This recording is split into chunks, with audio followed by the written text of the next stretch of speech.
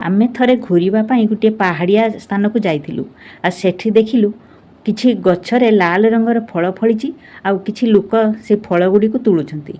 ताको देखिबा परे आमको लागिला बधे हुए कोनोसी फल खाइबा पाई एमाने तुलुछंती। आमे आगो को चलिलु तापरे देखिलु गोटे गछरे बहुत सारा फल फलिथिला।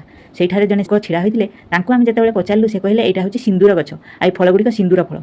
या सुनी मु आश्चर्य होई गेली। तांको पचारली ये कि सिंदूर से मते कहिले जो सिंदूर तुम मथारे लगेछ जो सिंदूर आम पूजा व्यवहार करछे ये सही सिंदूर गछ। मु कहली आमे जो डब्बारे किणुछे ये सही सिंदूर से कहले हाँ ये सही सिंदूर गछ किंतु आगरू लोक माने डायरेक्ट एई सिंदूर को व्यवहार करथिले किंतु एबे सब जिनस तो भेजाल हो गलानी।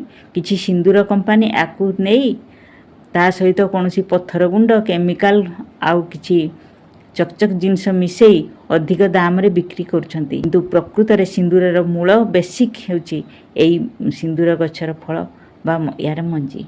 ए गछरु फल तुली ता भितरु सिंदूर काढी हमकु देखेले। सतरे मु जानि नथिली आमे व्यवहार करथवा सिंदूर गोटे गछर फलरु ही तयारी।